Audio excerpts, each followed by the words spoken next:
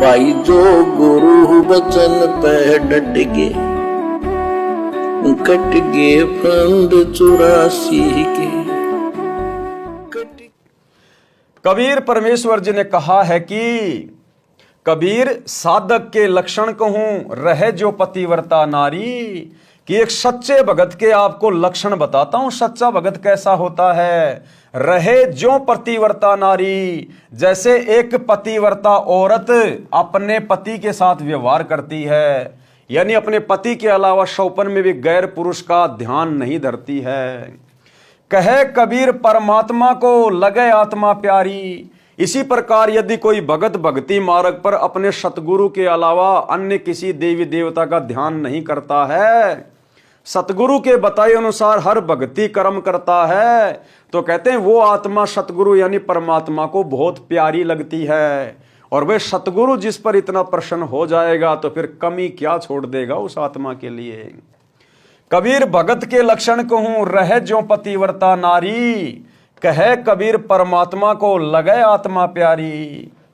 पतिव्रता के भक्ति पथ को आप साफ करे करतार, यानी भगत के सांसारिक मार्ग को, उसके जीवन को, उसके भाग्य को वो करतार यानी परमात्मा सतगुरु स्वयं अपनी शक्ति से साफ कर देता है, यानी उसके भाग्य में आने वाले संकटों को साफ कर देता है, समाप्त कर देता है।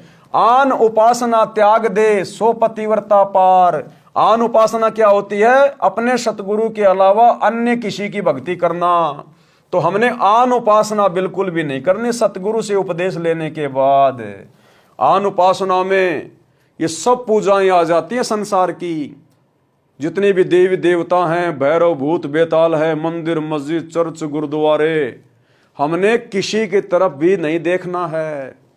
केवल सतगुरु ने जो भक्ति बता दी, जो पूजा बता दी, जो विधि बता दी, जो धर्म कर्म बता दिया, उसी के अनुसार उतना ही करना है।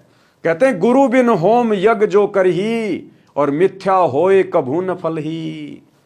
हमने गुरु के बताए अनुसार ही भक्ति मार्ग पर फिर आगे बढ़ना होता है।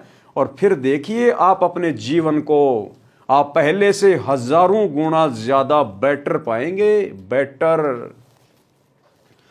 भक्ति करने से पाप नष्ट हो जाते हैं, जो भक्ति की राह में रोड़े बनते हैं। कबीर जब ही सतनाम हृदय धर्यो भयो पाप को नाश, यानी जिस दिन आप अपने सच्चे सतगुरु से सच्चा नाम ले लोगे, उसी दिन आपके पाप कर्मों का नाश होना शुरू हो जाएगा। गरीब जब ही सतनाम हृदय धर्यो भयो पाप को नाश, जैसे चिंगारी अग्नि की पड़े पुराने घास। कैसे पाप कर्म कटने शुरू हो जाएंगे सतगुरु से उपदेश लेने के बाद? जैसे चिंगारी अग्नि की पड़े पुराने घास। जैसे एक आग की चिंगारी, एक माचिस की तिल्ली यदि हजारों टन सूखे घास के ऊपर डाल दी जाए, तो वो हजारों टन घास कुछ ही देर में जलकर भस्म हो जाता है और थोड़ी सी राख बन जाता है। इसी प्रकार सतगुरु का सतज्ञान, उसका भक्ति मंत्र, उसका उपदेश, उसकी साधना उस चिंगारी की तरह काम करता है, जो हमारे हजारों टन घास रूपी पाप कर्मों को जलाकर भस्म कर देता है। और फिर चलेगी हवा, वो राख भी कहीं न कहीं उड़ जाती है। तो इस प्रकार से सच्चे सतगुरु की शक्ति से, उसकी भक्ति से भगत के पाप कर्मों का नाश होता है। इसलिए पूर्ण गुरु से दीक्षा लेकर प्रत्येक स्त्री पुरुष बालक 3 वर्ष के पश्चात वृद्ध युवा को भक्ति अवश्य करनी चाहिए। चाहे स्त्री हो, चाहे पुरुष हो, चाहे बालक हो, कम से कम 3 साल का होने के बाद बच्चे को सतगुरु से उपदेश दिलवा देना चाहिए। क्योंकि 3 वर्ष के बाद बच्चा बोलने लग जाता है, समझने लग जाता है। वो जैसे भी अपना उठते बैठते माता पिता के साथ अपने मंत्र जाप करता रहेगा, आरती करता रहेगा। पहले हमारे को ये अज्ञानी धर्म गुरु, नकली साधु संत महात्मा हमारे को बहका दिया करते थे कि भक्ति तो बुढ़ापे में शुरू होती है।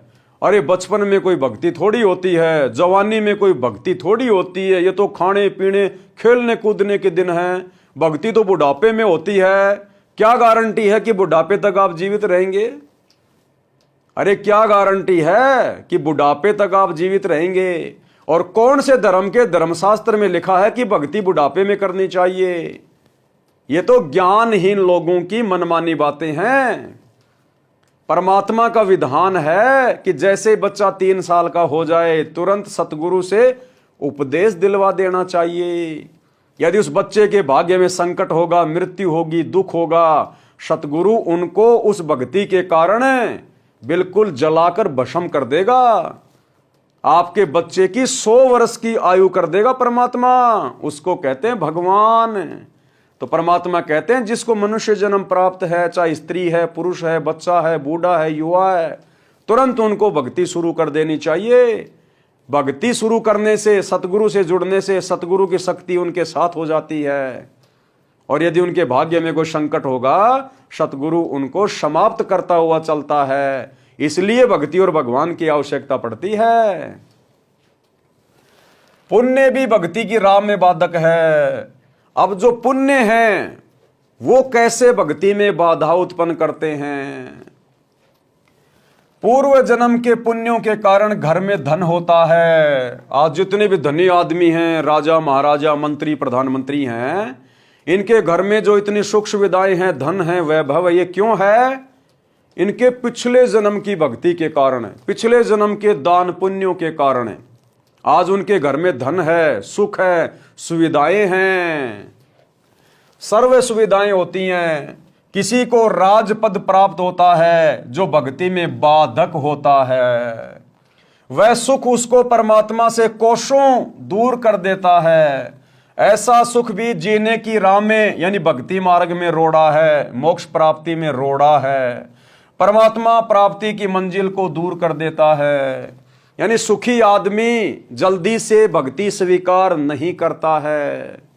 उसको लगता है कि मैं जिन देवी देवताओं की पूजा कर रहा हूं, भक्ति कर रहा हूं, मैं जिन मंदिरों में जा रहा हूं, वो बस ठीक है, हम तो सुखी हैं, हमें तो हमारे देवी देवता ही सब कुछ दे रहे हैं, जो साधना मैं कर रहा हूं उसी से मैं सुखी हूं।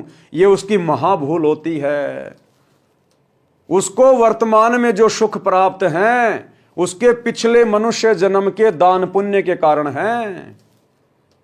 और वो सोच बैठता है कि मैं वर्तमान में जो भक्ति कर रहा हूं केवल उसी के कारण मैं सुखी हूं, जिस कारण से वो दूसरी सत भक्ति को स्वीकार नहीं कर पाता है।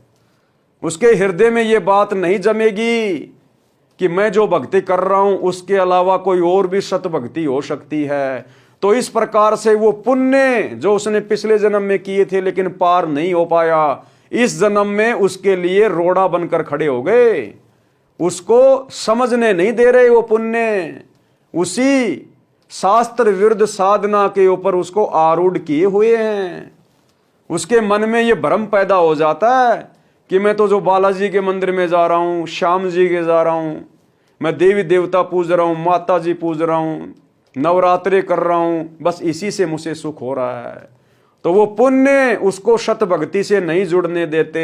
भाई जो गुरु बचन पे डट के कट गे फंद 84 के, कट गे फंद 84 के, कट गे फंद 84 के।